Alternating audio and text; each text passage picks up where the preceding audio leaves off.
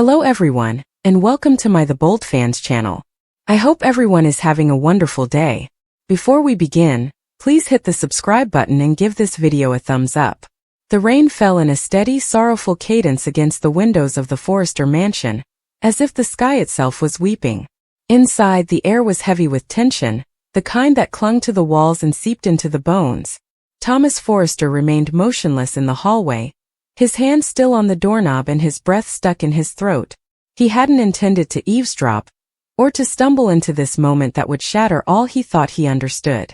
However, the words he had just heard, sharp, jagged, like broken glass, cut through the silence and left him reeling.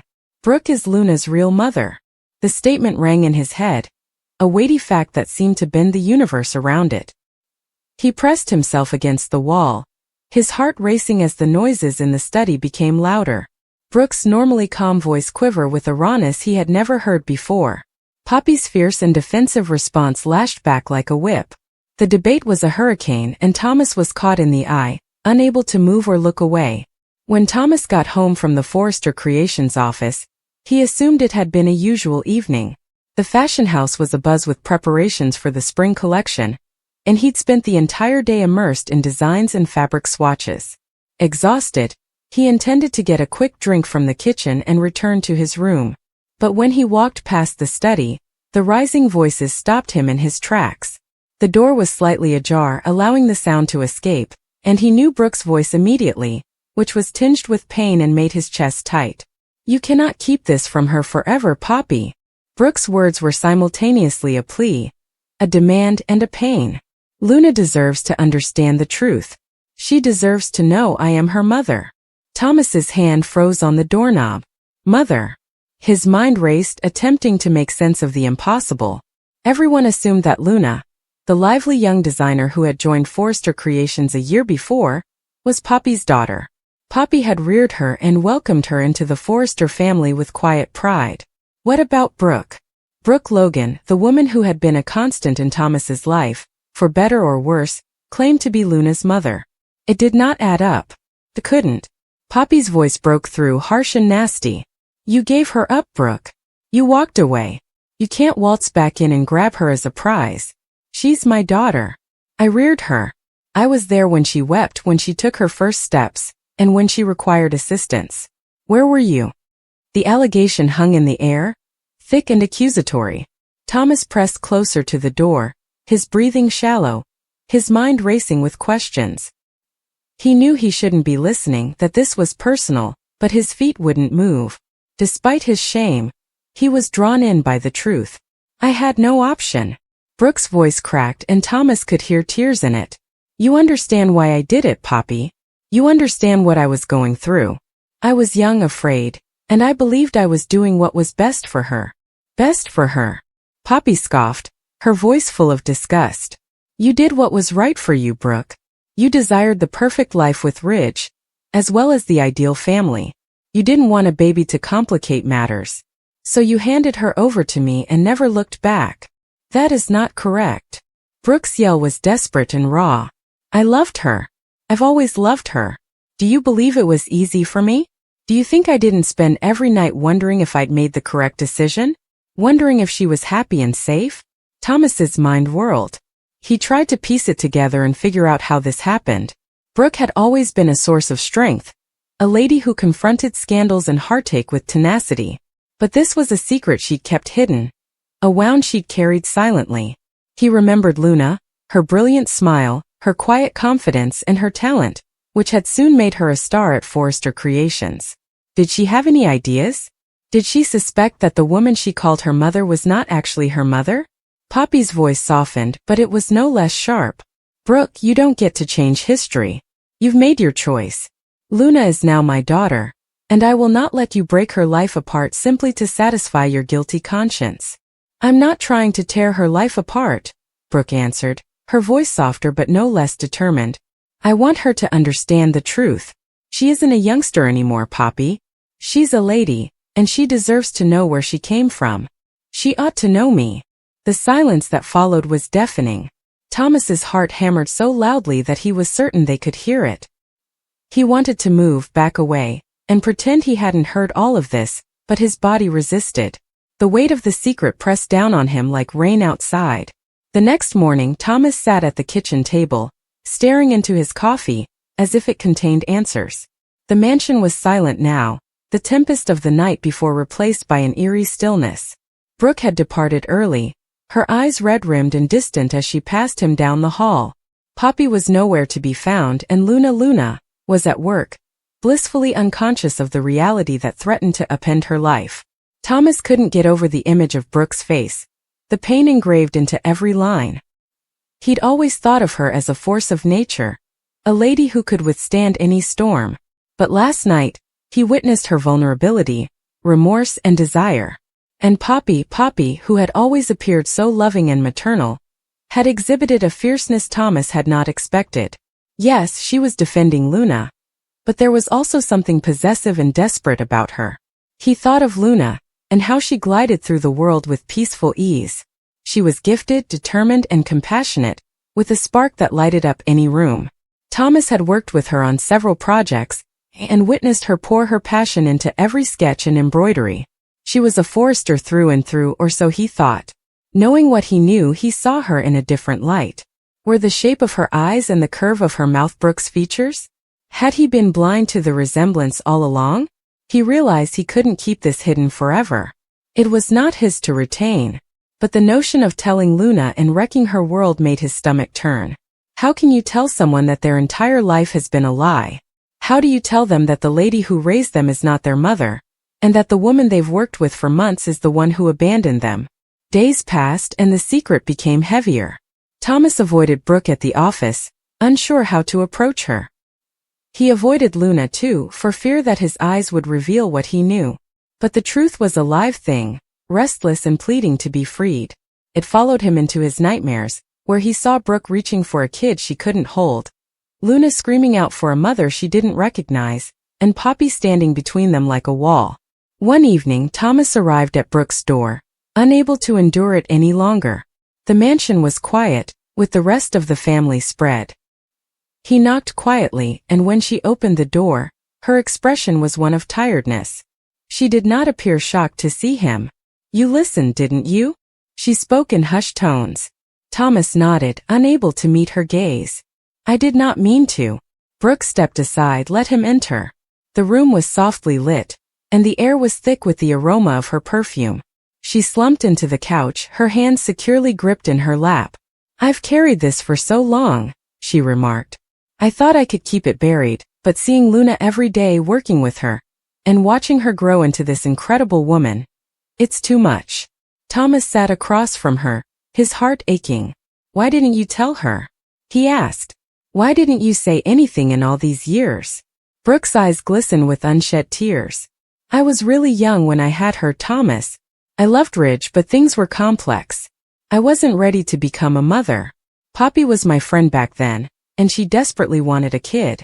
She volunteered to accept Luna and raise her as her own. I thought it was the correct thing to do. I felt I was giving her a better life." "But you regret it," Thomas remarked, not asking a question but making an assertion. "Every day," Brooke muttered. "I believed I could go on, but I couldn't. Seeing her, knowing she's right here and doesn't know, it's killing me." Thomas moved forward, his voice quiet but hard. "She deserved to know, Brooke. You are aware of this. But it won't be easy. Poppy will fight you tooth and nail." "I know," Brooke responded, her voice cracking. "But I cannot keep lying to her. I can't keep pretending I'm merely her boss and mentor. I am her mother, Thomas. I'm her mother." The confrontation happened faster than anyone imagined. It was a peaceful afternoon at Forrester Creations, with the normal pace of deadlines and designs. Brooke stepped into the design studio, her face pale but resolute, while Luna was sketching. Thomas, who had been looking at fabric swatches nearby, felt his stomach drop. He knew what was coming. "Luna," Brooke murmured calmly, despite the tremble in her hands. "I need to talk to you." Luna looked up, her smile wavering at Brooke's serious tone. "Okay, Brooke. What up?" Poppy came in the doorway, as if beckoned by instinct. Her eyes widened as she noticed Brooke, and Thomas could feel the tension rise in the air. "What is going on?" Poppy inquired, her tone harsh. Brooke did not glance at her. Her eyes were gentle and appealing for Luna. There's something you need to know, she continued. Luna furrowed her brow, pencil still in hand. What is it? Brooke took a big breath as Thomas held his. I'm your mother, Luna, she continued, her words coming out like a confession. Your biological mother. The stillness that ensued was oppressive. Luna's face became blank, her eyes wide with amazement. Poppy moved forward, her voice a hoarse growl. Do not do this, Brooke. Don't you dare. But Brooke refused to back down. Poppy, she deserves the truth. I gave you Luna because I thought it was the correct decision, but I was mistaken. I've been wrong all these years, and I can't hide it from her any longer. Luna's pencil slid to the table with a quiet clatter. What are you talking about? She muttered, her voice shaking. Mom, what's Poppy talking about? Poppy's face wrinkled, but her voice was forceful. She is lying, Luna. I am your mommy. I've always been your mother. But Luna's gaze was suddenly fixed on Brooke, searching and wondering. Is this true? She inquired, her voice scarcely audible. Are you my mother? Brooke nodded, tears running down her cheeks. I'm so sorry, Luna. I believed I was doing my best for you. I was young and afraid, and I made a decision I've regretted ever since. Luna's breath caught and she took a step back, her hands quivering. Did you know all along? You both knew, but you didn't tell me? Poppy grabbed for her, but Luna flinched back. Luna, please, Poppy asked, her voice breaking. I love you. I have always adored you. I raised you. I'm your mother in every manner that matters. But you're not, Luna exclaimed, her voice rising. You are not my mother. You lied to me. You both lied to me. The room appeared to shrink, the walls closing in as Luna's words hung in the air. Thomas wanted to say something to console her, but he was an outsider in this situation, witnessing a grief he couldn't feel. Luna turned and hurried, her footsteps ringing across the still studio. Brooke went after her, but Poppy grabbed her arm. Let her go, Poppy murmured quietly and dangerously. You've done enough damage. Brooke jerked her arm away, her eyes flaming. I won't lose her again, she said, and then she disappeared, chasing Luna.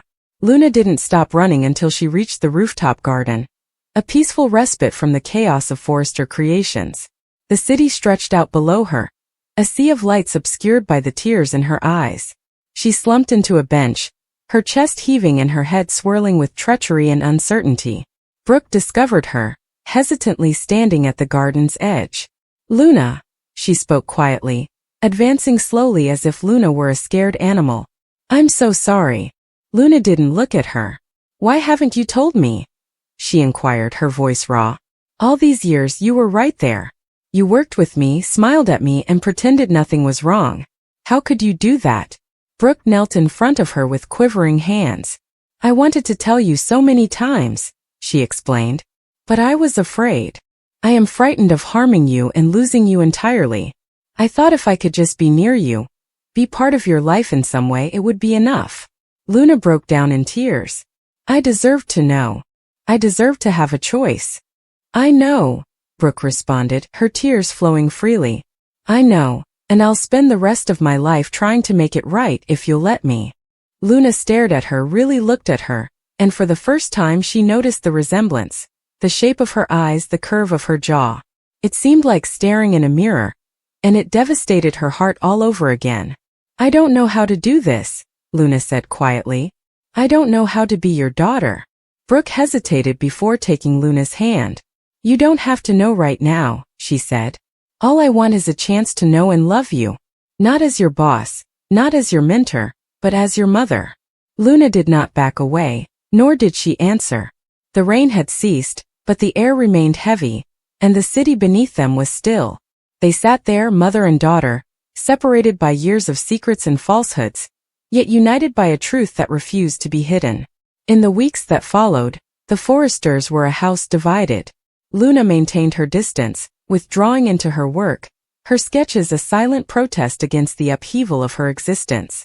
Poppy lingered, watchful and desperate, as Brooke watched from a distance, her heart hurting with each step Luna took away from her. Thomas remained mute, keeping a secret that had broken their world apart. He wondered if he'd done the right thing by remaining silent and allowing the truth come out on its own. He questioned whether Luna would ever forgive Brooke, if Poppy would ever let go, and whether the scars would ever heal. The rain returned one evening, this time milder, as a soothing reminder of the night it all began. Thomas discovered Luna in the design studio, alone, with her sketchbook open to a drawing of a woman's shape, faceless but recognizable. He sat beside her, silent, and waited. "I don't know who I am anymore," Luna finally admitted, her voice barely above a whisper. Thomas softly squeezed her palm. "Everything I thought I knew, it's gone." "You're still you, Luna," he stated. "You remain the intelligent, talented, and incredible lady you have always been. This does not change that." Luna gazed at him, her gaze inquiring. "But it changes everything else." He nodded in agreement. "It does. But you are not alone. You have folks that love you and want to be there for you." Luna smiled for the first time in weeks, acknowledging the presence of Brooke, Poppy, and himself. "Messy," she reiterated. "That's one way to put it." They sat there, the rain hitting the windows with the notebook open between them. The silhouette on the page was an incomplete work in progress, much like Luna herself. And in that moment Thomas knew that no matter what happened, Luna would find her way, through the grief, the truth, and the love that had always been there for her. Thomas had never intended to overhear. He was strolling past the half-open door to Brooke's room, carrying a mug of tea for Poppy as he did every evening, when he heard low, strained voices. He slowed without realizing it, pulled by the tone, not angry but sharp-edged, as if something fragile was being snapped in half. "You can't keep hiding this forever," Poppy stated. Her voice quivered, but she tried to keep it firm. "She has the right to know, Brooke. You owe her that." Brooke's response was low and weak. "Don't tell me how much I owe her. I've given that child everything." Thomas froze. He wasn't sure why, but he felt an odd cold run through him, like one that occurs before a storm. He was aware that Brooke and Poppy argued frequently, over housework, Luna being up too late, and money. But this was different. Brooke's voice had a depth to it that made him lean in closer, his palm still securely grasping the cup. Poppy's breath tightened. Everything except the truth. There was stillness. Then came the sound of Brooke pacing, delicate footfalls on the carpet, followed by the sharp scrape of a chair. Thomas's heart started to pound. "She's my daughter," Brooke stated finally. "Mine. Not yours. Not someone else's. Mine." Thomas's hand trembled so violently that the mug nearly slid. The words did not seem to fit together in his thoughts. Brooke. Luna's real mother? That did not make sense. Brooke was Poppy's sister. Luna was. He lurched back before either woman could notice him and ran down the corridor, his mind racing. When he got to the kitchen, he left the mug on the counter, forgotten. The clock ticked slowly on the wall, its sound strangely peaceful in comparison to the fury that was suddenly roaring within him. He sank into a chair. Luna was 12, quiet and serious, with eyes that seemed older than her years. She referred to Brooke as Auntie. She had lived with Thomas and Poppy since she was a baby. Brooke had always been close, stopping by every few weeks with gifts or new books for Luna. But Luna was Poppy's daughter. That is what everyone believed. That is what he believed. Except now he pushed his hands to his temples. Perhaps he had misheard. Perhaps Brooke meant it another way. It could be a figure of speech or an emotional outburst. But Thomas knew. The tone, the pain, it wasn't a metaphor. It was a confession. And suddenly memories began to change in his head, forming a pattern he'd never seen before. He recalls the night Luna was born. The storm roared outside the hospital.